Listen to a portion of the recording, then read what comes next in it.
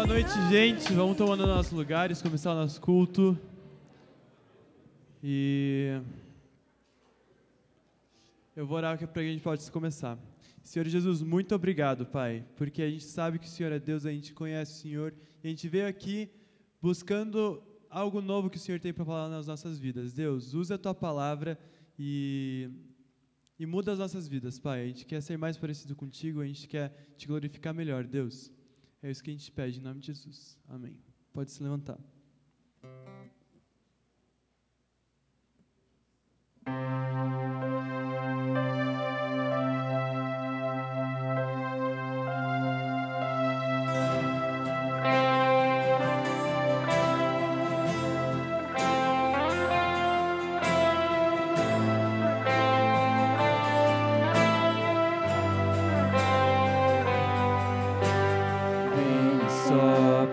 Sobre nós teu sopro, reunidos nesse ajuntamento, honra e santifica esse momento, com a tua igreja que é o teu povo, faz teu rio de paz correr no meio desses que por fé vem bem dizer-te e a uma voz oferecer-te seus louvores, súplicas e anseios. Tu és o Senhor de toda a glória, hoje e sempre como fosse outrora, no correr da história, revelando o seu amor. Deus bendito, Rei e Salvador. Deus bendito, Rei e Salvador.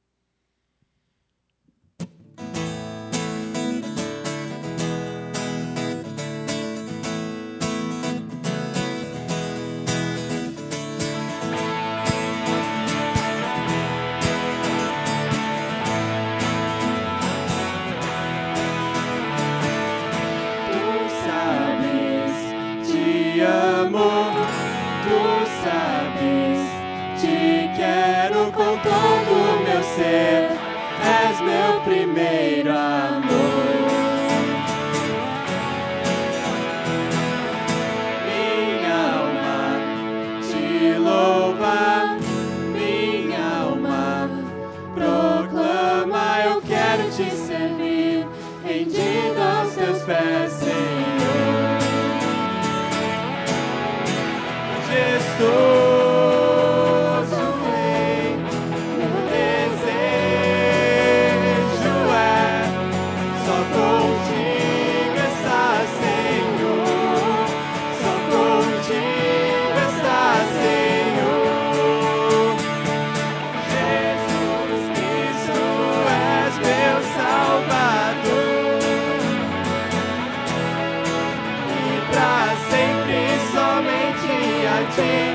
darei meu louvor. Tu sabes, te amo, tu sabes, te quero com todo o meu ser, és meu primeiro amor. Minha alma te louva, proclama, eu quero te servir, rendido aos teus pés, Senhor. Majestoso Rei, meu desejo é só contigo estar, Senhor. Só contigo estar, Senhor. Jesus Cristo,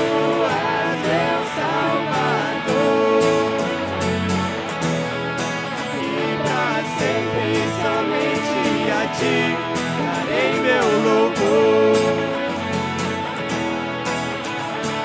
Jesus Cristo, és meu Salvador. Pra sempre somente a ti darei meu louvor.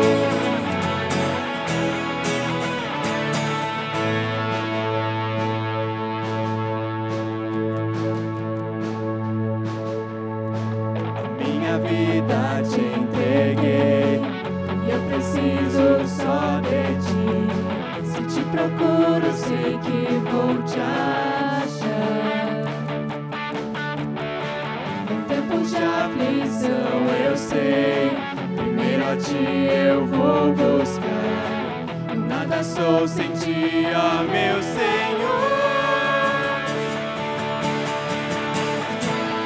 Jesus, eu sei, és o único caminho pra mim. Jesus, eu sei, és o único caminho pra mim.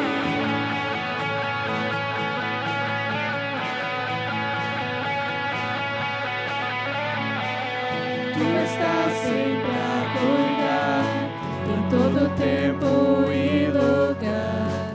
Tua graça vem, transborda o meu ser.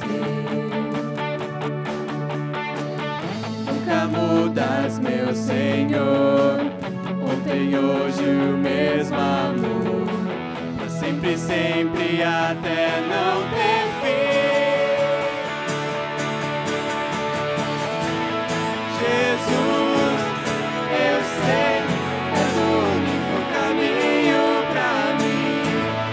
Jesus, eu sei, és o único caminho pra mim. Minha verdade és, eu vivo pela fé em ti, Jesus. Eu vivo só pra ti. Vida, caminho, verdade és, eu vivo pela fé em ti, Jesus. Eu vivo só pra ti. Vida, caminho, verdade és, eu vivo pela fé em ti, Jesus. Eu vivo só pra ti.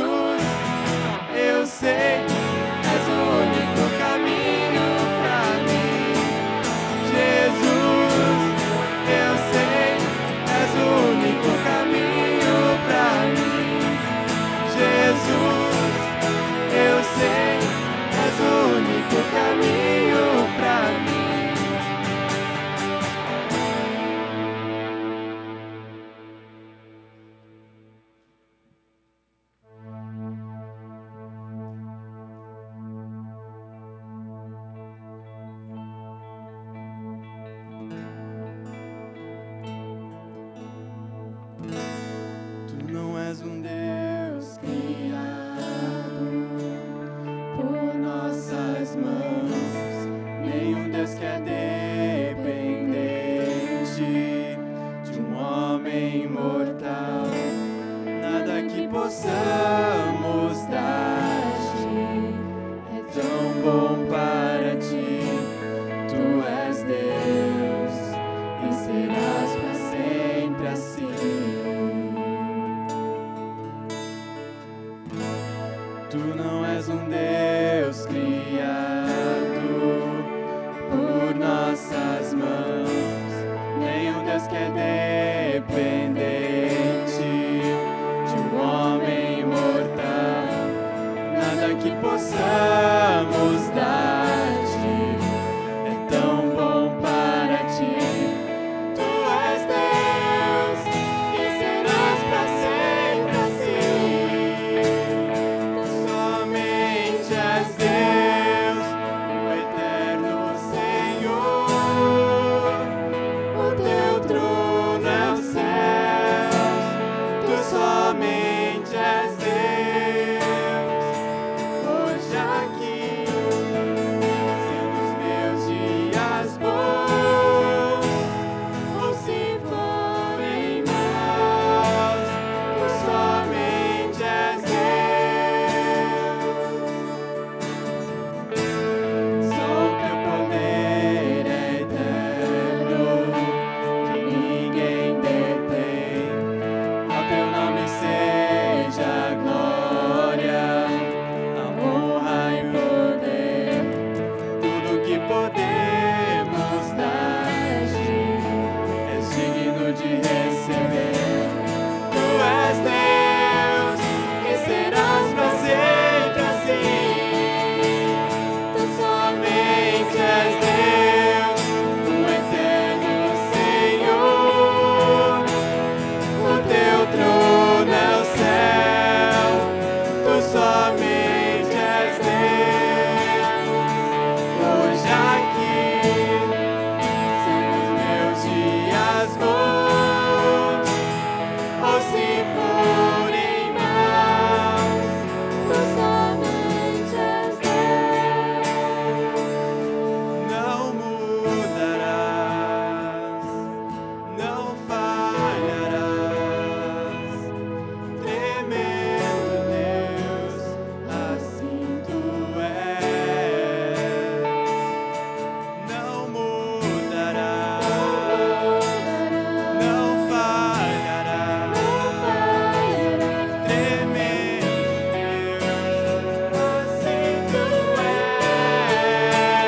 Tu somente és Deus, o eterno Senhor. O teu trono é o céu. Tu somente és Deus.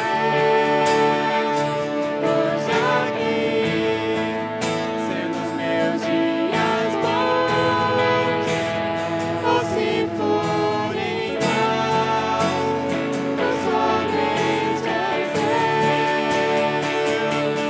Não mudarás, não falharás. Tremendo Deus, assim tu és. Não mudarás, não falharás. Tremendo Deus, assim tu és.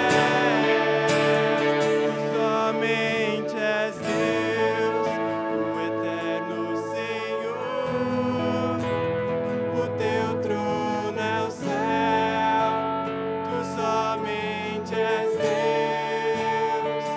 Hoje aqui, sendo os meus dias bons, ou se forem maus, tu somente és Deus. Aleluia, Senhor. Nós te louvamos, nós te adoramos e nós sabemos que somente o Senhor és Deus, Pai.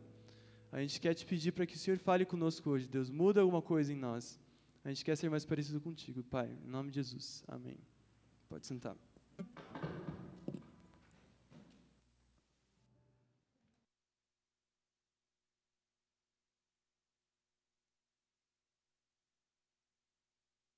Muito boa noite, galera. Sejam bem-vindos aos jovens de hoje. Bom ter cada um de vocês aqui. Equipe de louvor, não desapareçam, eu vou precisar de vocês para o momento de oração, tá bom? Se quiserem já chegar por aqui, daí você toma uma aguinha na sequência, pode ser? Pode ser. Obrigado. Muito bem, gente, tem nosso momento de oração agora. E se você acompanha as notícias pelo grupo de WhatsApp da juventude, você viu que hoje tem um culto em que a gente vai dividir em 2 grupos a galera, grupo de casados e grupo de solteiros. E nosso momento de oração vai ser um pouco inspirado nisso. Então eu gostaria da seguinte construção de grupos aqui. Que aqueles que estão presentes aqui, que são casados ou noivos, procurem 2 solteiros para que vocês, casados ou noivos, orem por essas 2 pessoas, tá bom? Para facilitar a vida. E só vale casado ou noivo. Se você namora, mesmo seja firmaço aí, não valeu. Então eu vou fazer o seguinte, eu vou pedir para quem é solteiro ainda ficar de pé, e daí quando a galera está solteira ficar de pé, vocês casados ou noivos, pega assim, sai, cata 2 e daí você ouve os pedidos de orações, e vocês como casal oram pelo pedido dos 2, tá bom? Então, por favor, se você está solteiro, fique de pé no seu lugar, e pode ficar, não tem vergonha, gente, todo mundo foi solteiro um dia, todo mundo foi. Então, 3, 2, 1, pega, vai, valendo! Não, a banda participa também. Se você tem solteiro para sair, não é para vocês tocarem, é para vocês participarem da oração. Ó, tipo, o Patrick vai se juntar com a Gi para orar por alguém. A Belle pode se juntar com o Gil. Isso. Ó, falta um aí, ó. Lá, os 3 casal ali pro Vitor, por favor. Tem solteiro sobrando? Tem nesse aqui, ó. Venha. Vai dar certo, gente, vai dar certo. Ó, Bob, tem uma galera abandonada aqui, ó, nesse rolê aqui, ó. Também ali, pode ser 3 pessoas então, tá sobrando solteiro aí para minhas contas. Haroldo e Kátia, sim, vocês participam, por favor. Ó lá, quem que tá solteiro aqui na região? Lã, vem cá, vem com esse grupo aqui, ó. Caio. Você vem lá com o grupo do Vitor, por favor? Você é amigo do Caio? Ah, mas não está aqui, lascou-se. Não, qual que é o seu nome? Tiago, chega aí e vai com o Caio ali naquele grupo ali. Aí você está mais ou menos aí. Mais alguém? Sobrou algum solteiro aí?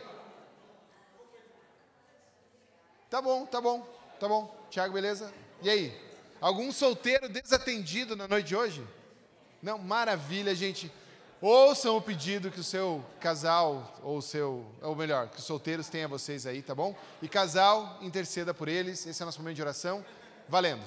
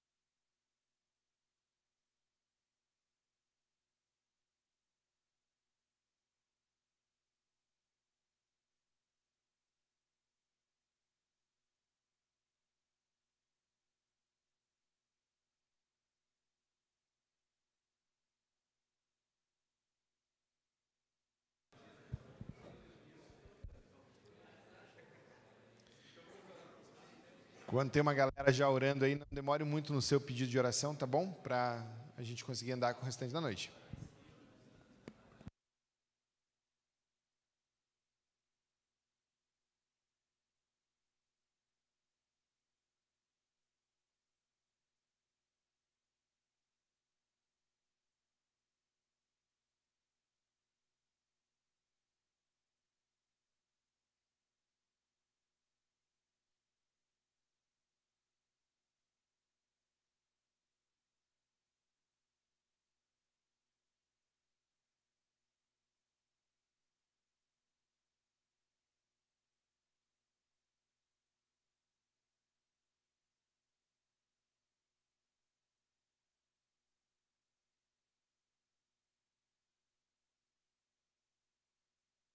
Bora orar, galera. Bora orar.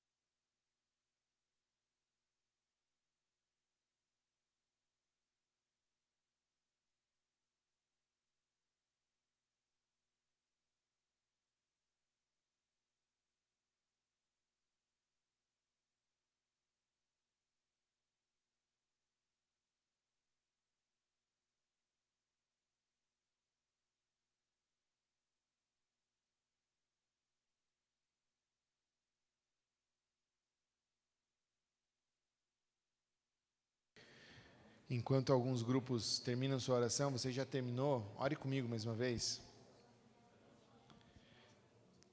Senhor Jesus, obrigado por a gente ser família. Obrigado por a gente desfrutar de relacionamentos uns com os outros que não são meramente humanos, são relacionamentos comprados pelo teu sangue na cruz, pois foi o teu sangue que nos fez família. Isso é santo, isso é sagrado, isso tem valor inestimável, Deus, e a gente desfruta disso na nossa igreja, na nossa comunidade, sendo família, se preocupando e cuidando uns dos outros e apoiando, Deus, a cada um que precisa da nossa força, da nossa intercessão, Deus. Eu te louvo, porque nesse momento a gente pode se envolver um pouquinho com a vida de alguém, e esse pouquinho que a gente se envolve, Deus, levar diante do Senhor em oração, pedindo, Senhor Deus, cuida da nossa família, cuida desse meu irmão querido, da minha irmã querida que está aqui na minha roda, com suas aflições, com seus pedidos. Ser favorável, Deus, derrama a tua graça, derrama a tua misericórdia, porque assim a gente intercede uns pelos outros, pedindo que tua boa vontade, tua boa mão, conduza a bom termo cada um dos pedidos colocados aos teus pés nessa noite. Assim a gente ora, em nome de Jesus. Amém. Você pode permanecer no seu lugar, que daqui a gente faz a divisão. Como a gente vai fazer? Casados e noivos, a gente vai lá para o Salão Verde, tá bom? E continuar a nossa conversa lá. Você que é solteiro, você talvez se junte nesses dois blocos aqui centrais para ajudar o Tiago que vai pregar, ter vocês num ambiente só, tá bom? Para você que vai lá para outro salão, não se preocupe que a mensagem aqui está sendo gravada, você pode assistir depois e continuar seu estudo em Lucas. Para você que é solteiro, você não vai saber o que aconteceu no outro salão, é segredo, você precisa de um casamento para entender as coisas que a gente vai falar, entendeu? Então, deseje casar, queira casar, batalhe para o casamento, que um dia eu faço uma reunião contigo, tá bom? Beleza, galera? Bora lá então, cada um para o seu lado, valendo!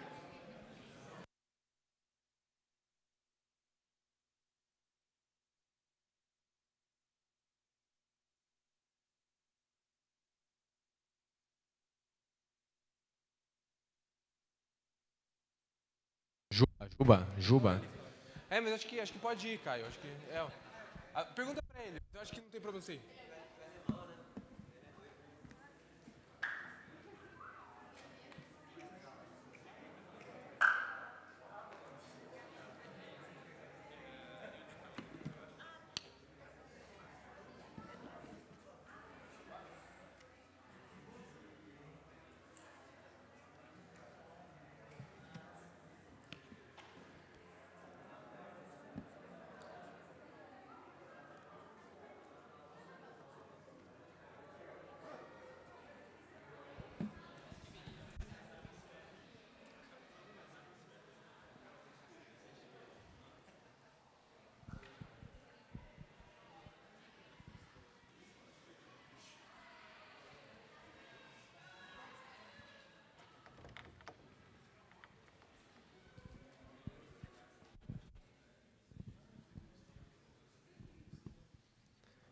E aí, galera, boa noite.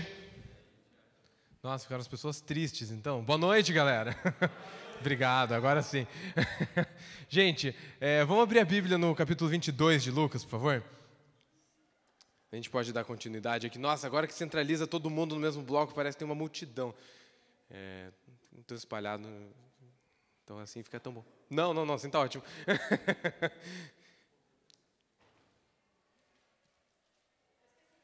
Não, tá bom. Fica tranquilo.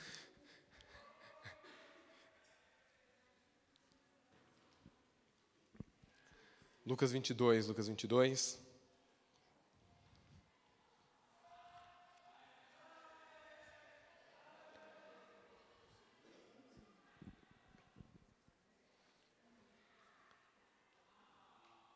Beleza, foi todo mundo?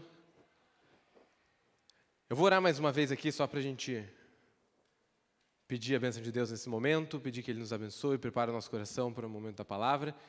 E daí a gente pode estudar juntos aqui. A gente vai ler dos versículos 1 a 30, é um trecho longo, tentei fazer não ficar muito longo, tá bom? Então, vou tentar ajudar vocês, gente, sério. Vamos baixar a cabeça e vamos orar, pedir para Deus abençoar esse momento aqui. Senhor, a gente te louva e te agradece porque o Senhor fala com a gente, porque a gente pode ter uma revelação tão clara do Senhor como é a Bíblia, Senhor. E o nosso desejo é que o Senhor ajude a gente a entender aquilo que o Senhor quer passar para a gente por meio do relato da vida do seu Filho aqui na terra, Deus. Pai, a gente precisa do Senhor, a gente precisa do Senhor preparando os nossos corações como esse ambiente fértil para receber a sua palavra. A gente pede, dirige a gente agora, Pai. A gente pede isso em nome de Jesus. Amém. Amém.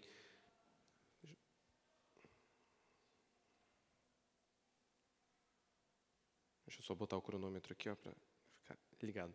Beleza. Eu não sei se vocês gostam de filme ruim. Eu tenho um gosto assim por filmes ruins, mas é que tem um tipo de filme ruim, que é o tipo de filme ruim bom, que é o filme que não se leva muito a sério. Mas tem alguns filmes que eles se levam a sério e eles acabam no final sendo muito... Eles decepcionam, eles frustram, porque eles querem vender que eles são uma coisa, mas não são. Eu me lembro claramente de um filme que foi assim para mim. Em 2009, eu fui ver no cinema, parecia ser um filmaço, que o nome é Presságio. Não sei se algum de vocês viu esse filme, que era com o Nicolas Cage. Eu não sei se vocês têm o mesmo sentimento que eu sobre esse filme. Cara, mas ele é muito ruim. Porque ele começa como se fosse tipo um filme de suspense, assim. E só que esse é dos filmes ruins, não dos filmes ruins bons, porque ele se leva a sério, ele começa como um filme meio de suspense. Ele tem alguma coisa de investigação ali, de umas crianças que vão parar com umas listas cheias de número, e tudo um negócio meio tenso, assim. Aí o Nicolas Cage, que é o pai de uma dessas criancinhas, ele descobre, fala, cara, esses números são as previsões de todos os desastres que aconteceram ao longo de um tempão, assim, com a data do desastre e o número de pessoas que iam morrer, daí seguia um padrão lá, um código. Aí ele descobre isso, de repente ele começa a ver que... ele conseguia ver para trás que esse padrão funcionava, de repente começam a acontecer os novos desastres, ele fala, nossa, é isso mesmo. Aí vai, assim, tudo meio tenso, e no final é ET. A resposta do negócio é ET, que estava invadindo a Terra, e eles queriam recomeçar o mundo, e daí as duas criancinhas iam ser tipo Adão e Eva, que iam recomeçar o mundo a partir do mundo dos ETs. Caraca, cara, sério, nossa, é uma tristeza muito grande. E esse tipo de filme, assim, esse tipo de coisa, ela me frustra, porque é o filme que está se vendendo como uma coisa, e na tentativa de fazer o nome chique é plot twist. O nome em português é uma reviravolta. Então, essa reviravolta não funcionou. E daí, cara, você pode pensar num monte de filme aí que faz isso, não constrói bem a trama, ele quer passar um plot twist ali pra gente e não dá certo. Eu vou me entregar aqui agora. Se você assistiu 300 mil episódios de Naruto, você sabe do que eu estou falando, quando você tem um personagem que é um personagem, daí ele era outro, e daí ele se escondeu, mas daí, na verdade, ele era o outro, que não era ele, que era... Quem assistiu sabe do que eu estou falando. Você fala, caraca, cara, é a pior história do mundo, e eu fiquei aqui 700 episódios assistindo para chegar no final aqui, e o Obito é uma Madara, mas não é uma Madara, e você fala, meu Deus, o que é isso? Então, por que eu estou falando disso? Porque a gente está chegando no momento aqui da história de Lucas, onde rola justamente essa reviravolta na história de Jesus. E para a gente, talvez, parece que a gente está acostumado, você nasceu na tradição católica, até a chutar Judas aí, mas a gente está acostumado a olhar para Judas como esse traidor que ele foi sendo construído por causa da história da igreja, porque a gente já está bem saturado da história dos evangelhos, Mas parece que não é assim que os próprios discípulos perceberam a presença de Judas conforme a história foi sendo contada. Quando as narrativas vão mostrando a presença de Judas em alguns momentos, às vezes eles têm que falar assim, e ele falou isso porque Judas deveria traí-lo. Porque a presença de Judas não parecia ser uma presença que de nenhuma forma era ameaçadora para os discípulos. Então Judas ali não era alguém que era ameaçador. E quando a gente chega então nesse momento do capítulo 22, a gente tem essa mudança brusca na trama, onde Judas vai então trair Jesus. E eu acho que esse texto, ele funciona, a gente vai ler do versículo 1 a 30, ele funciona ainda como um plot twist ainda maior para a gente, porque ele mostra que Judas não é o único traidor dessa história dos discípulos, e a gente quer lidar com isso. Daí eu estava pensando sobre isso, sobre como a narrativa vem construindo isso desse jeito para a gente. E daí eu pensei assim, se fosse um filme que foi escrito pelo Tarantino para passar na sessão da tarde, como que ia ser o título desse filme? Daí eu pensei sobre ciladas, conspirações e confusões. Então, cada um desses Cs aí vai ser um dos atos, um dos trechos que a gente vai ler, um dos pedaços da narrativa ali da ceia, e a gente vai estar olhando justamente a parte logo antes de Jesus ser traído. Eu quero ler então com vocês sobre uma cilada, e daí o nome desse ato é Satanás, Judas e o dinheiro. A gente vai ler os versículos 1 a 6, para ver então como que se dá esse momento de mudança nas decisões de Judas. E o texto diz assim, estava se aproximando a festa dos pães sem fermento, chamada Páscoa, e os chefes dos sacerdotes e os mestres da lei estavam procurando um meio de matar Jesus, mas tinham medo do povo. Então Satanás entrou em Judas, chamado Iscariotes, um dos 12. Judas dirigiu-se aos chefes dos sacerdotes e aos oficiais da guarda do templo e tratou com eles como eles poderiam entregar Jesus. A proposta muitos alegrou e lhe prometeram dinheiro. Ele consentiu e ficou esperando uma oportunidade para lhes entregar Jesus quando a multidão não estivesse presente. Então a gente tem essa construção do preparo da Páscoa. Ele fala da Páscoa com a festa dos pães sem fermento, que eram duas festas que aconteciam uma seguida da outra, então era mais ou menos assim, posso estar errando certinho os dias, mas 14 e 15 do mês deles era a festa da Páscoa, e depois do dia 15 até o dia 21 era a festa dos pães sem fermento. E existia uma preocupação muito grande dos sacerdotes, porque nessa época do ano, vinha muita gente de fora, porque uma das exigências é que essa festa fosse celebrada em Jerusalém. Então vinham muitos peregrinos até o... Espera só um pouquinho. Anne, desculpa atrapalhar, é só porque tem mais gente no outro salão também, que são os casados que estão separados, tá bom? É só para não errar na conta da comida ali, né? Senão não tem problema. Põe sem fermento. Tá, isso. Muitas pessoas vinham de fora, porque uma das exigências é que para celebrar essa festa ia ter que ser em Jerusalém. Então veio uma galera para Jerusalém, se reunia ali, e para você ter uma ideia assim, do tanto de gente que vinha, teve uma das Páscoas, acho que 60 e qualquer coisa, depois de Cristo, que um historiador ali da igreja primitiva fez um cálculo de que naquele ano tinham sido sacrificados 250 mil cordeiros, se eu não me engano. E daí isso, só dos cordeiros que representavam as famílias, você pode ainda acrescentar todas as pombas, essas paradas assim que poderiam ser incluídas como ofertas que eram aceitáveis para esse momento. Então, só para você ter uma ideia assim da proporção de quantidade de gente que estava sendo incluída nessa festividade. E os mestres da lei, eles estavam muito preocupados que Jesus continuasse pregando, continuasse fazendo milagres, e de repente você tem essa galera e a mensagem de Jesus ia se espalhar. Então, o que eles falaram? Vamos matar Jesus e vamos acabar com a reputação dele. Parece que deu muito certo, né? Acho que não funcionou muito bem. E uma das coisas desse texto vai lidar justamente com isso, como Deus usa as circunstâncias que parecem que não são muito favoráveis para que ele possa cumprir a história de salvação que ele está escrevendo. E daí, nesse trecho, a gente tem, então, dois personagens que são incluídos aqui para a gente, que é Satanás e Judas. E eles têm uma relação ali interessante, que o texto vai falar que Satanás vai entrar em Judas, mas parece que não é uma possessão demoníaca que Judas está experimentando. É alguma coisa como se fosse uma espécie de influência que Satanás exerce sobre Judas. Ou talvez, e daí a gente pode entender isso de formas complementares, ou Satanás influenciando Judas, ou Judas se fazendo como instrumento de Satanás. E daí a gente pode pensar em momentos parecidos com esse na Bíblia, como quando fala de um censo que Davi não deveria fazer, mas que instigado por Satanás ele fez. Ele não foi possesso por Satanás, mas ele tomou uma decisão onde ele foi direcionado por Satanás. E aqui no texto tem 2 dicas que vão dar uma sugestão disso para a gente, que é quando ele fala ali no versículo 5, sobre a promessa de dinheiro que fizeram para Judas, e também no versículo 6, sobre o consentimento de Judas em fechar aquele acordo com os mestres da lei. Então, de alguma forma, existe algo aqui que está acontecendo onde Satanás influencia a decisão de Judas e ainda assim Judas é absolutamente responsável pela decisão que ele tomou. E a gente vai ver justamente esse caminho da ação de Satanás sobre a vida de Judas, onde ele influencia Judas por meio do desejo dele por dinheiro. A gente vai ver algumas dicas disso. O Evangelho de João tem um momento que ele está narrando, ele fala assim, isso aconteceu porque Judas cuidava da bolsa de dinheiro dos discípulos e roubava os discípulos. Então, existe alguma sugestão de que Judas talvez curtisse uma grana, ao nível de que ele estava disposto a trair o Senhor por causa desse dinheiro.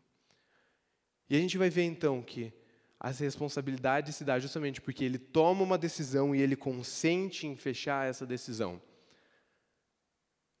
para que ele traísse o Senhor, porque ele amava o dinheiro mais do que ele amava Jesus. E a gente vai olhar então esse trecho como uma cilada que está sendo tratada ali por meio da pessoa de Judas, onde a escolha dele é uma escolha de trair a Jesus. Ainda que exista uma influência demoníaca, ainda que exista a influência de Satanás aqui nesse momento, a escolha de trair Jesus foi uma escolha de Judas. E a gente vai continuar lendo o texto depois. Jesus confirma isso. Na verdade, eu quero ler esse texto já com vocês. Versículo 22, do mesmo capítulo.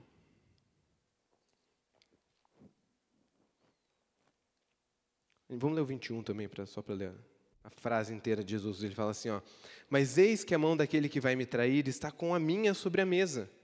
O Filho do Homem vai, como foi determinado, mas ai daquele que o trair.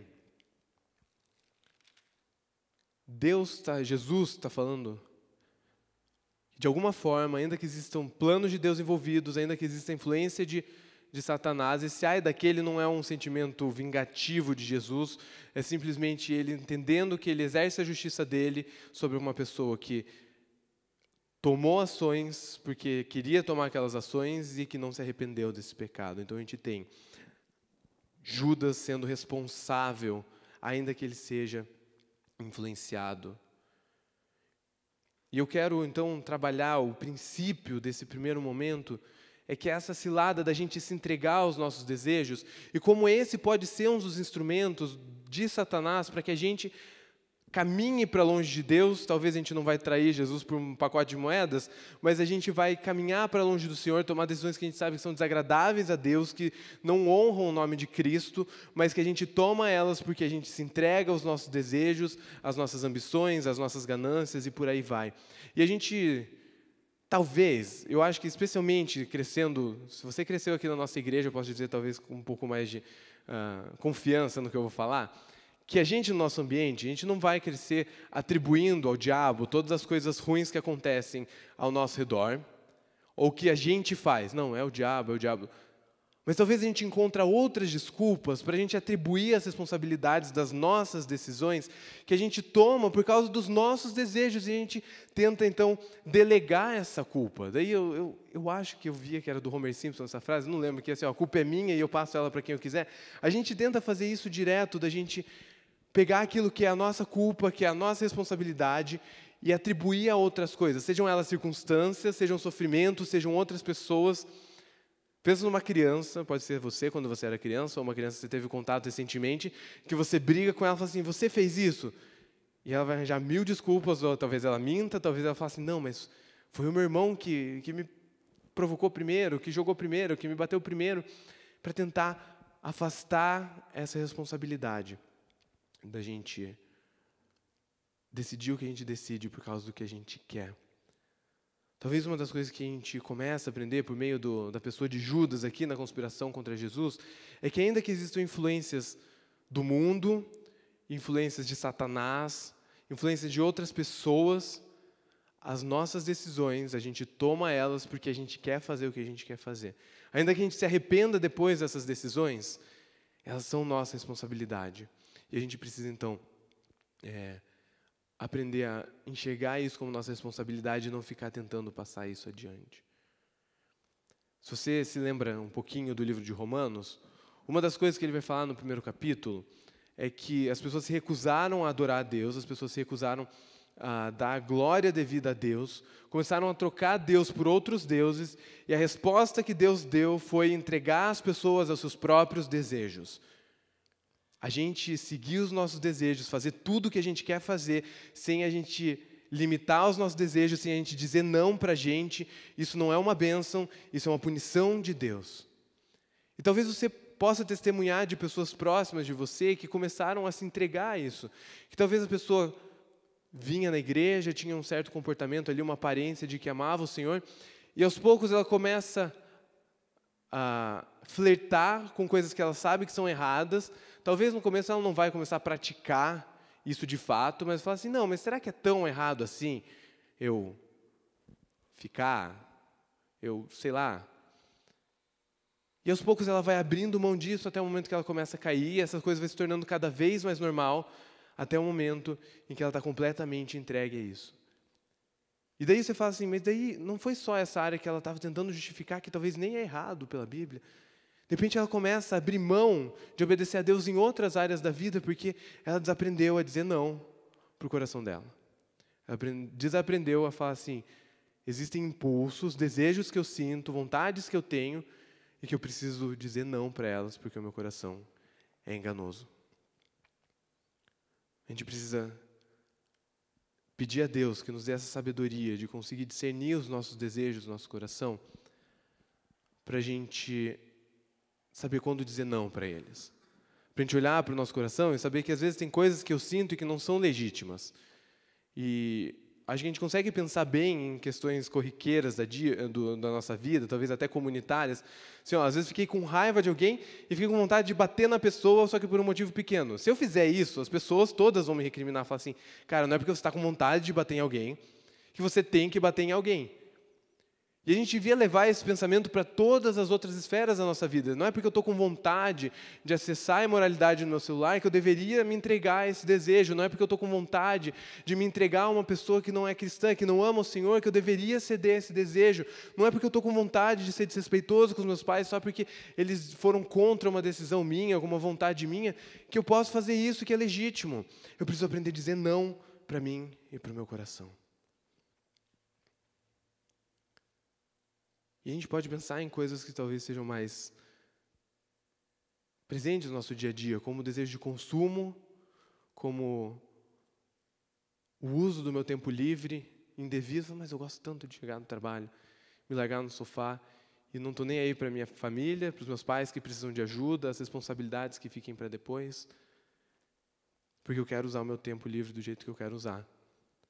Durante a minha faculdade, eu tinha um eterno sentimento de culpa porque eu deixava para fazer todas as atividades de última hora. E eu fazia isso porque eu queria assistir série, porque eu queria jogar videogame, porque eu queria assistir Naruto. Era basicamente isso. Eu estava me entregando ao meu desejo de aproveitar o meu tempo livre. Eu colhi as consequências disso. Reprovei em uma ou outra matéria, eu perdi muitos cabelos por causa disso. São as consequências de eu ter vivido o meu tempo livre do jeito que eu achava que eu deveria viver.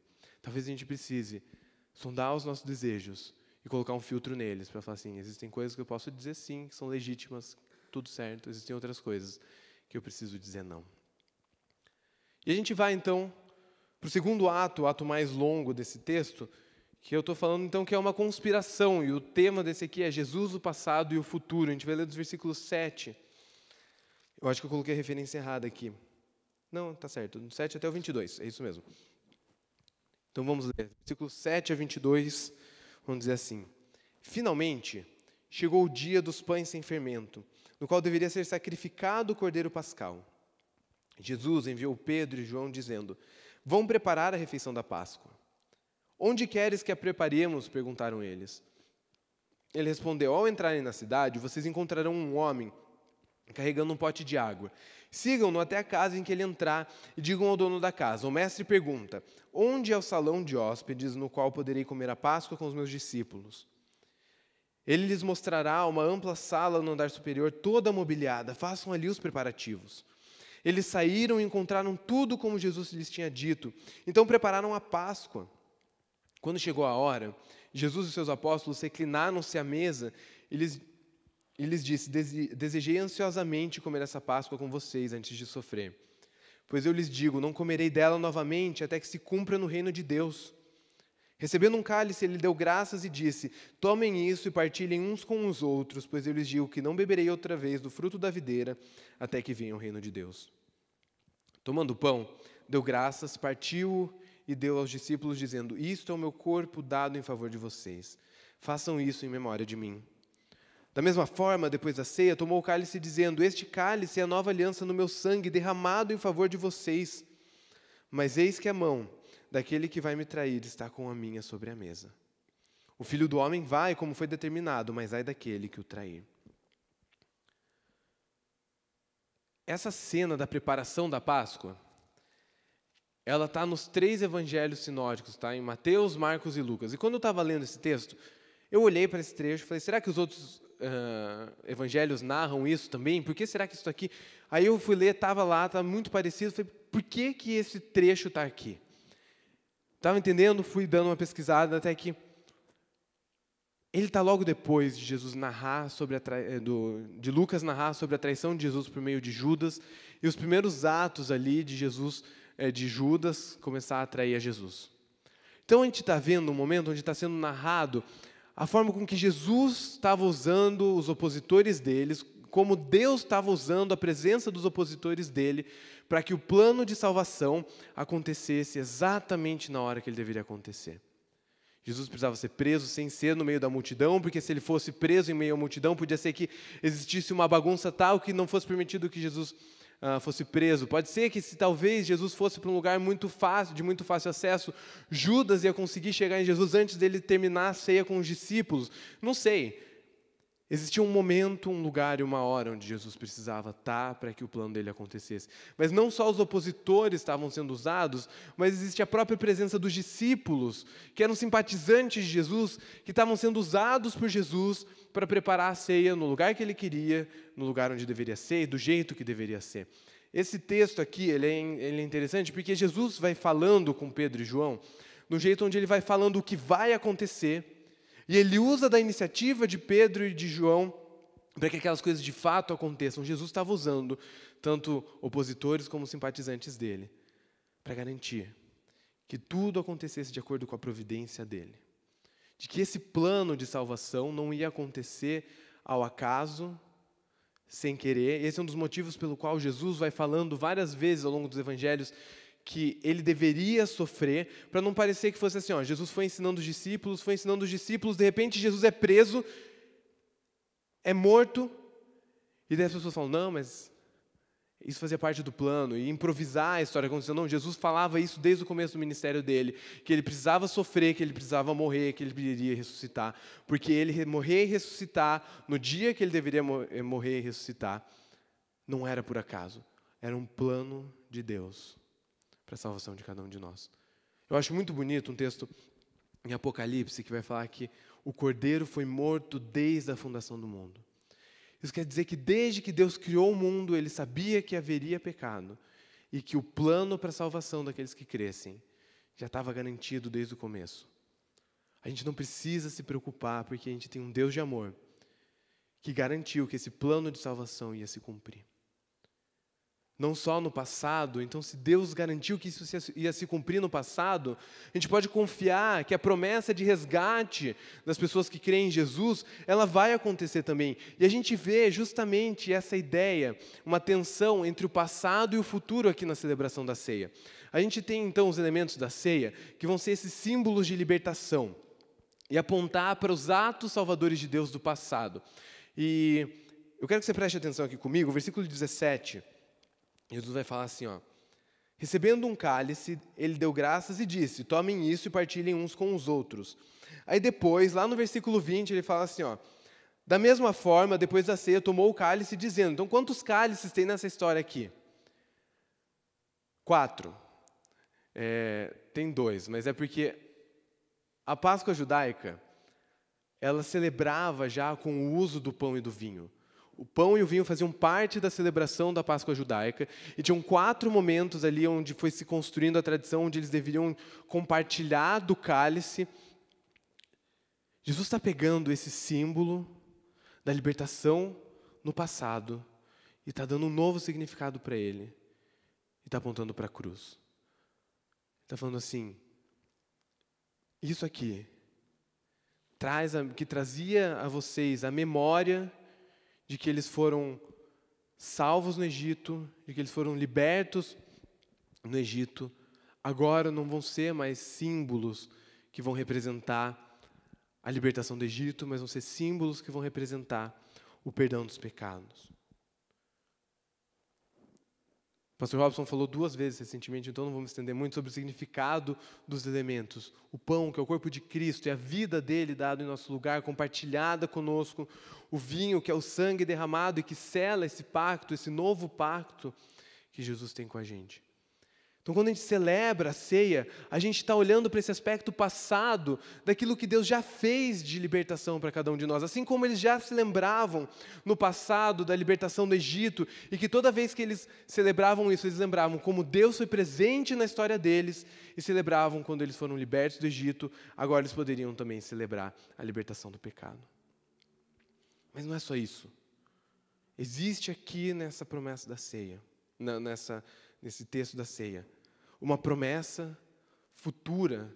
E existem 2 momentos onde Jesus fala sobre a alegria dele em partilhar da ceia com os discípulos naquele momento, porque ele não comeria dela novamente, até que ela se cumprisse no reino de Deus. Esse texto dá uma segurança muito grande para a gente, de que a promessa que Jesus fez de libertação no passado se cumpriu exatamente como ela deveria se cumprir, ainda que parecesse meio estranho, talvez, para alguns deles olhar que Jesus haveria de morrer. Então, a promessa futura de retorno de Jesus, não só de retorno, mas a gente estar junto com Ele na mesa no futuro, é uma promessa na qual a gente pode confiar também. Jesus cumpriu, Ele conduziu toda a história para que isso acontecesse como deveria acontecer. E Ele vai conduzir toda a história para que no futuro a gente seja resgatado por Ele e a gente pode confiar nisso. E quando a gente celebra, então, a ceia, a gente está se lembrando dessa libertação. Eu quero fazer uma ilustração com vocês. Eu quero que vocês imaginem 2 casais, e daí eu vou usar eu e a Fer e o Felipe e a Ju só como ilustração. Digamos que a gente tem as nossas alianças todas iguais. Então, nós 4 temos a mesma aliança e ela não tá com o nome gravado de nenhum de nós. Aí, de repente, eu estou andando lá, daí a gente fala, nossa, que legal, nossas alianças são iguais, que maneiro, deixa eu ver a sua aliança e tal. Aí, o Felipe e eu derrubamos a nossa aliança no chão e a gente pega sem saber qual aliança é de quem. Se a gente tiver invertido, isso significa que eu estou casado com a Ju e que o Felipe está casado com a Fer? Não, porque o objeto, ele é só um objeto, o símbolo, ele é só um símbolo. Mas é a memória que a gente traz, a celebração que a gente traz por trás disso que é o que faz diferença. Os elementos da ceia, eles só são significativos por causa da memória que a gente traz, porque quando o nosso coração está entregue a essa verdade de que Jesus salvou a gente, eles são símbolos de algo que é significativo para a gente. Esse trecho ele está falando sobre a gente celebrar Jesus. Celebrar Jesus pelo que Ele fez no passado, celebrar Jesus pelo que Ele vai fazer no futuro. Celebrar Jesus porque Ele fez uma conspiração divina para que nós fôssemos salvos. E isso quer dizer que o nosso coração precisa estar naquilo que a gente está fazendo. Se a gente talvez extrapolar, para não só pensar nos elementos da ceia, mas pensar nas nossas orações, nosso tempo de leitura da palavra, a gente se reunir aqui para cantar cânticos de louvor, eles só são significativos se o nosso coração estiver celebrando a libertação que Jesus deu para a gente. Eles só são significativos se a gente estiver celebrando aquilo que Jesus vai fazer por nós no futuro, porque é a nossa memória de Cristo que faz diferença. Eu posso orar antes da refeição, eu posso ler a Bíblia todo dia, eu posso me reunir aqui todos os sábados, eu posso talvez até comer do pão e do vinho toda vez que ele é servido aqui na igreja, e isso não significa nada.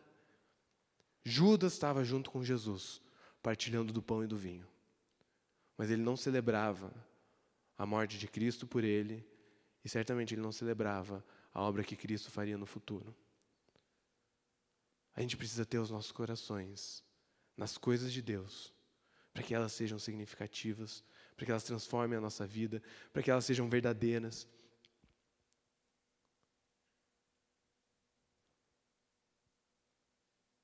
Quando a gente for cantar, quando a gente for ler a palavra, quando a gente for ter nosso tempo de devocional em casa, a gente precisa alimentar e regar o nosso coração de gratidão pelo sacrifício de Jesus. Se alegre em saber que Deus planejou desde o princípio que nós fôssemos salvos por meio dele. Se alegre olhando para dentro de si e falando: Deus, obrigado porque o Senhor me salvou de mim, porque o Senhor me preserva de me entregar para os meus próprios desejos. Se alegre olhando para esse plano perfeito que aconteceu exatamente do jeito que ele tinha que acontecer. Mas talvez seja difícil para a gente conseguir construir isso dentro do nosso coração e é fácil a gente se entregar a isso de forma mecânica, de forma às vezes até meio entediada, de não vou ler a Bíblia colocando meu coração nisso, não vou orar colocando meu coração nisso, não vou estar presente nos momentos de louvor comunitário colocando meu coração nisso. E se você sabe que você tem só cumprido ritos, mas seu coração está longe do significado desses ritos, talvez seja momento de você orar ao Senhor e pedir: Deus, meu coração se encontra assim. Eu tenho todos esses símbolos que significam coisas tão lindas sobre a comunhão com o Senhor, sobre ouvir a sua voz por meio da palavra, sobre poder me reunir com um povo que te ama e cantar a verdade sobre o Senhor, mas eu não consigo me alegrar nisso. Os símbolos são vazios para mim, Deus, me ajuda. Eu não acho que a gente tem outra resposta para fazer, eu queria poder dar soluções melhores para você. Mas continue a fazer isso. Acho que a resposta não é você falar assim: então tá, então vou parar de fazer tudo isso. Não, continue a fazer e fala: Deus, me ajuda a me encontrar nisso, me ajuda a ter meu coração em Cristo nisso, me ajuda todas as vezes a ser cristocêntrico nisso.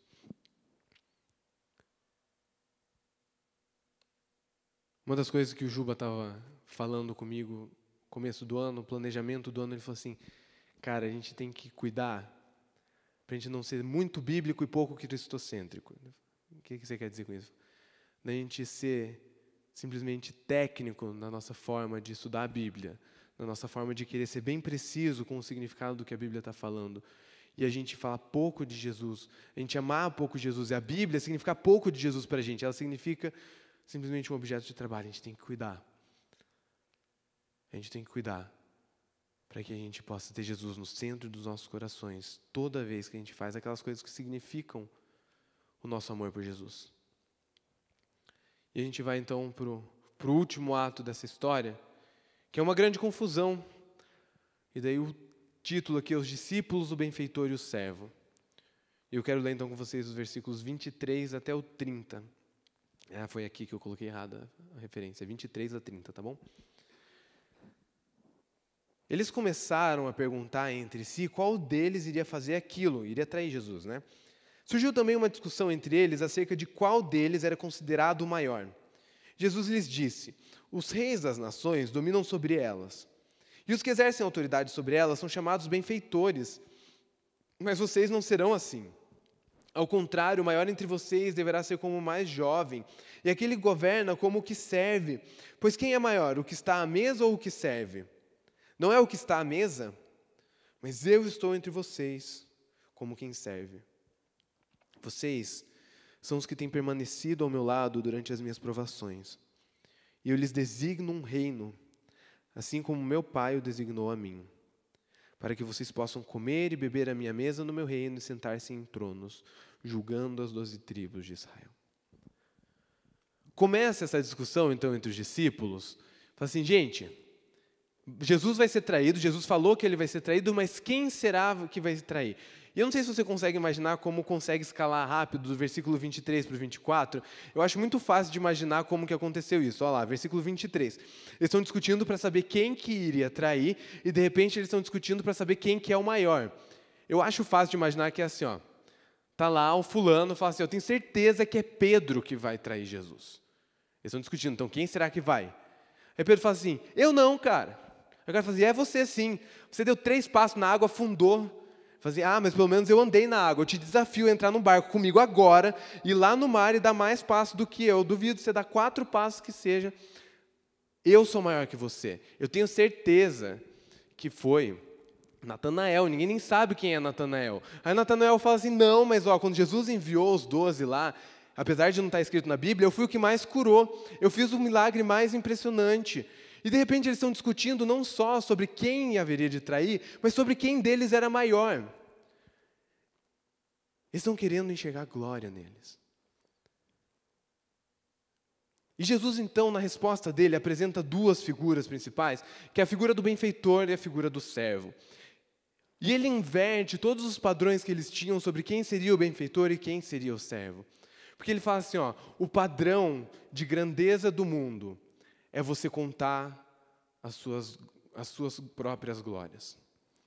Essa palavra benfeitor aqui, ela era um título romano, que era um dos principais títulos usados para grandes autoridades romanas, que eles gostavam de clamar para si mesmo esse título, porque ele não só dizia assim, sobre a autoridade que ele tinha, mas ela era uma autoridade que vinha de grandes atos que eles praticavam. Jesus está falando assim, no mundo, as pessoas são grandiosas por causa do que elas fazem, mas não é assim entre vocês. Ele está olhando um olhar, um coração prepotente em meio a esses discípulos, enquanto ele aponta um caminho da humildade para eles por meio do serviço. Parece que a crítica de Jesus aqui não é simplesmente ao desejo de ser grande, apesar dela estar ali, e a resposta não é simplesmente o ato de serviço, apesar dele estar ali. É o fato dos discípulos sequer cogitarem a possibilidade de eles serem um daqueles que poderia trair Jesus. Para os discípulos é impensável que eu seja um dos traidores, porque olha grandes coisas que eu fiz. E Jesus fala, não confiem nos seus feitos, porque Jesus não fala quando que essa traição irá acontecer. E na narrativa, é muito importante que o próximo texto que vai ser estudado semana que vem, é que Pedro vai trair Jesus. Jesus vai fazer a previsão de que Pedro trai Jesus logo na sequência. A gente está no versículo 30 aqui, no final da resposta de Jesus. Versículo 31, Jesus fala, Simão, Satanás te pediu para mim. E daí ele fala no versículo 34, Simão, você vai me negar 3 vezes. Jesus está olhando para os discípulos que estão achando assim, que é impensável que eles pudessem trair Jesus. Fala assim, vocês não fazem ideia como vocês estão perto do mesmo caminho que o traidor. Não tenham tanta certeza assim sobre vocês. O texto está falando assim, versículo 25. Aqueles que confiam nos seus próprios feitos são aqueles que pertencem ao mundo, versículo 26, mas vocês não serão assim. E daí lá no versículo 29, ele fala assim, eu lhes designo um reino, assim como meu Pai o designou a mim. A autoridade, a grandeza, a identidade dos discípulos não viriam de atos deles, mas do feito de Jesus que designaria eles.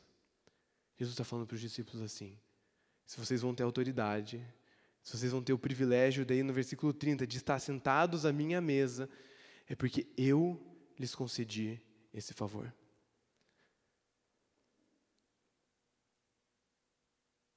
O que o texto está falando aqui é sobre a nossa postura diante de Jesus. Eu acho muito triste quão desconectado o coração dos discípulos está de Jesus aqui nesse momento. Eu não sei se eles não estão entendendo o que Jesus está falando, se eles não estão levando a sério o fato de que Jesus ia ter que morrer. Eu não sei se eles simplesmente se exaltaram demais por causa das acusações que eles estavam fazendo uns aos outros. Mas o fato é que Jesus estava na última ceia com eles, dando talvez uma das explicações mais claras que Jesus dá sobre o significado do sacrifício dele. Porque se você olhar nos evangelhos, eles vão narrando Jesus sendo preso, Jesus sendo morto, o sofrimento de Jesus, e eles não param para explicar o significado da crucificação de Jesus é esse. Jesus morreu para substituir os nossos... Essa não é uma explicação que vem nos evangelhos, na narrativa da crucificação, porque essa explicação está nos discursos de Jesus ao longo do ministério dele e, por fim, na última ceia.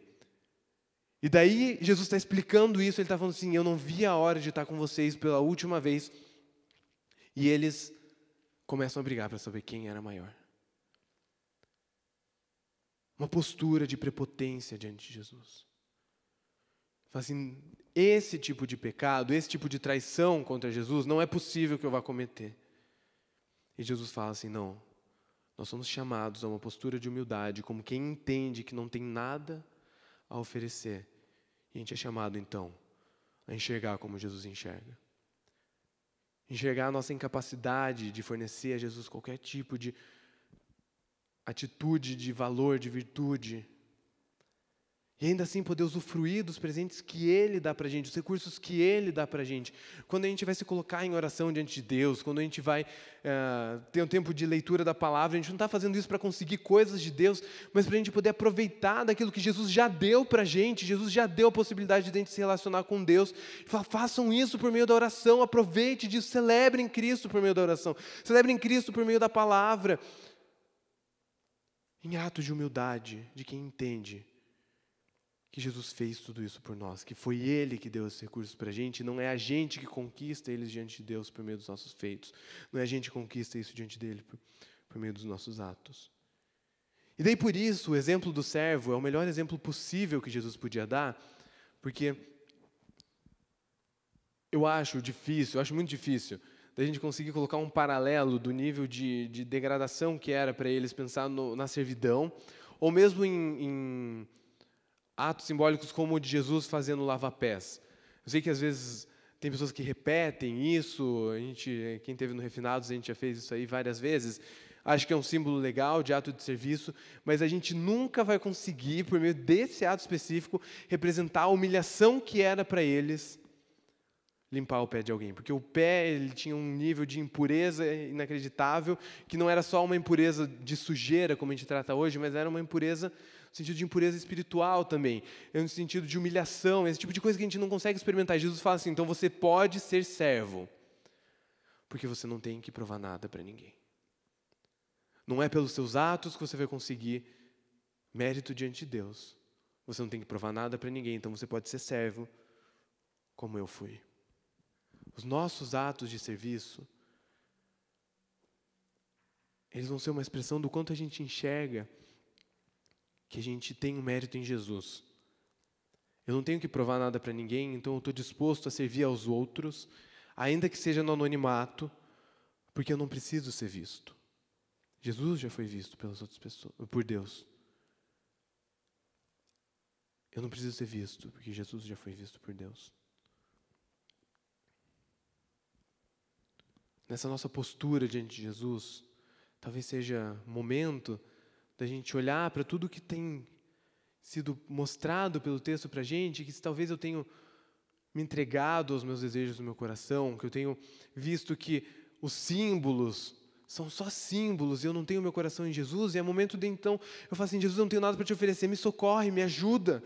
De eu recorrer ao perdão dele quando eu vejo que eu estou em pecado, de eu ser humilde. De eu ser humilde e praticar o serviço. Tinha um trabalho no seminário, no nosso primeiro ano, que a gente tinha que fazer um projeto pessoal. Então, a gente tinha que avaliar uma área da nossa vida que a gente fala assim, eu preciso trabalhar nisso, eu sei que eu preciso trabalhar nisso. E a gente tinha que desenvolver todo um plano de como que a gente ia lidar com isso ao longo daquele semestre, desde prestação de contas para as pessoas, livros que eu ia ler sobre o tema. E uma das coisas que a gente ia colocar lá eram atitudes práticas que a gente ia fazer que pudessem ser mensuradas, contabilizadas, para falar assim, ó, estou tendo uma iniciativa para mudar de vida. E o nosso professor logo de cara falou assim, gente, uma das coisas que as pessoas mais querem trabalhar é orgulho, uma das coisas mais difíceis de você conseguir colocar atitudes práticas, sem você ser muito genérico, é o de orgulho. Então pense em atos de serviço como uma resposta para isso. E daí uma moça lá do seminário falou assim, ó, eu estou lidando, em um momento compartilhando lá, eu estou lidando com orgulho, e uma das coisas que eu tenho feito é que do nada eu vou lá, lavo a roupa de alguém sem a pessoa saber, devolvo no quarto dela e ela não sabe quem que fez. Agora eu sabia, né? Mas coisas que eram anônimas, que as pessoas não iam descobrir, que era ela que estava fazendo pelos outros. A gente pode ter talvez seja mais difícil a gente entrar na casa de alguém, lavar a roupa de alguém, senão vamos chamar a polícia. Mas a gente fazer coisas que talvez não vão ser vistas pelo grande grupo e que vão estar acontecendo por trás dos panos, dos bastidores. Assim, porque eu não preciso ser visto, não preciso provar nada para ninguém. Deus já me aceitou em Cristo, então eu posso servir aos outros, ainda que seja no anonimato e nos bastidores. A gente tem o privilégio de servir a Jesus. E não achar que tem coisas que são pequenas demais para a gente, que existem serviços que são pequenos demais para a gente e que não são dignos da nossa atenção.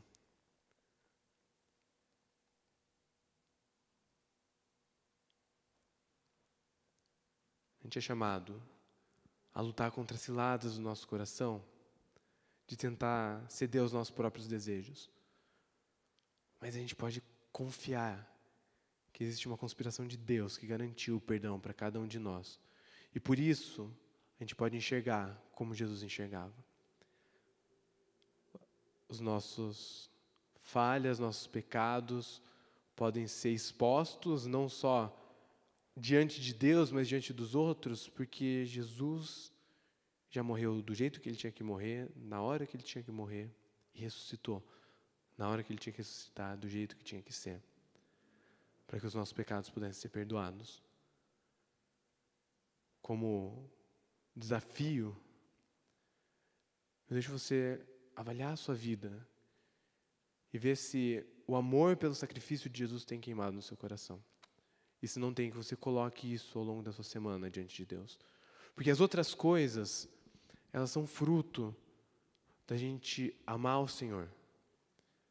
E ainda que eu tente ter uma vida, eu falo assim, então tente viver uma vida de serviço, de humildade. Se você faz isso simplesmente por fazer, mas o amor por Cristo não está nisso, vão ser mais símbolos vazios que não têm significado nenhum.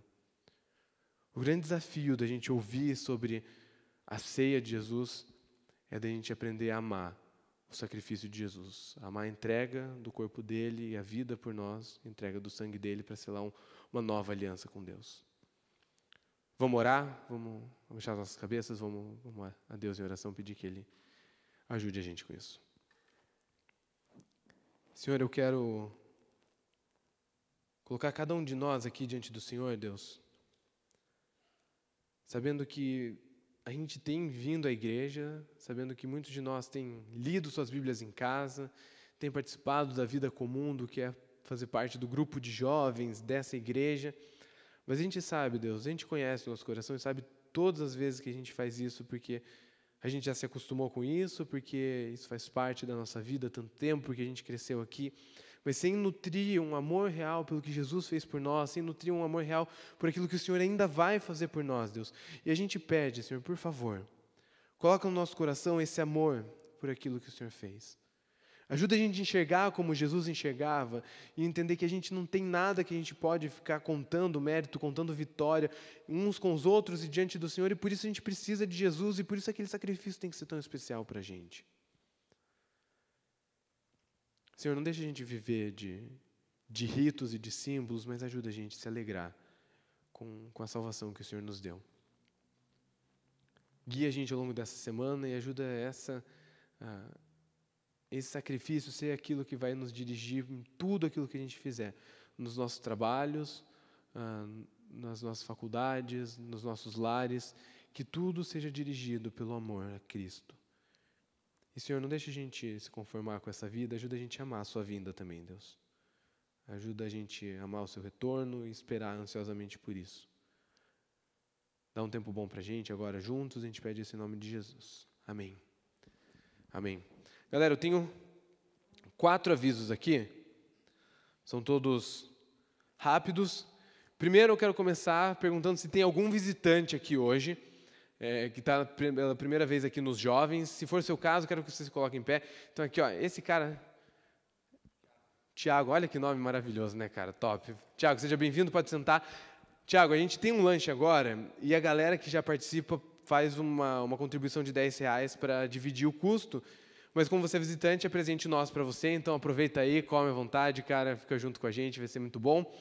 Segundo aviso, já que então estamos falando sobre lanche e visitantes, o Juba já falou isso na semana passada, e eu vou só repetir para caso alguém não estivesse aqui.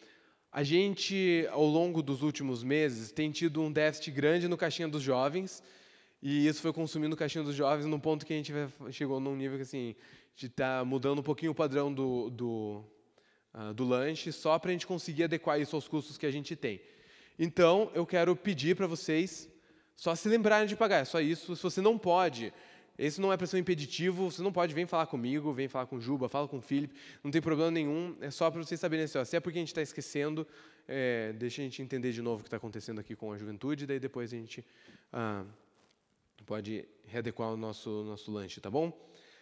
Últimos 2 avisos, se você está chegando agora, está começando a participar, se você não está chegando agora, já está há muito tempo, mas não está num grupo pequeno, tem 4 grupos pequenos, dos quais você pode... 5 grupos pequenos. São 2 na quinta-feira, 2 na sexta-feira e 1 na segunda-feira, e você pode fazer parte desses grupos. Então, se você quer fazer parte de algum deles, vem conversar comigo. Se você já sabe que a galera aí participa, vê com seus amigos, vê onde você pode se encaixar, tem sido um momento legal para a galera. E o último dos últimos, a galera que faz o curso de aconselhamento com Juba, Tomás e Júnior, eles estão começando agora uma turma de reposição no domingo, às 17 horas. Então, se você precisa repor alguma aula, você pode, amanhã, às 17 horas, vir fazer o curso, mas também é uma oportunidade para as pessoas que querem começar o curso. Então, amanhã é a reposição da aula 2, e a partir de todos os domingos eles vão repor todas as aulas que já foram até agora. Se você quiser participar, manda uma mensagem lá para o Juba, porque você vai ser muito bem-vindo, tá bom? Quero pedir para alguém orar pela comida. Deixa eu ver. Andrés, pode orar pelo momento da comida, por favor? E daí a gente pode ir para o salão lá.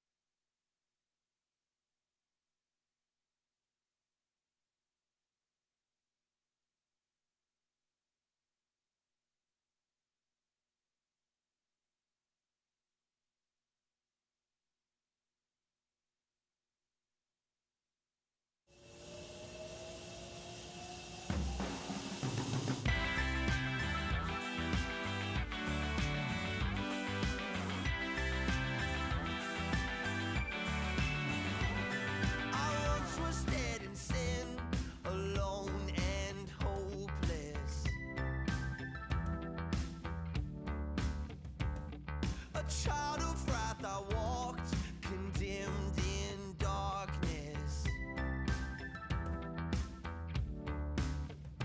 but your mercy brought new life, and in your loving kindness raised me up with Christ and made me righteous. You have brought me back with the riches of your amazing grace and relentless love. I'm made alive forever with you, life forever. By your grace I'm saved. By your grace I'm saved. Lord, you are the light that broke the darkness.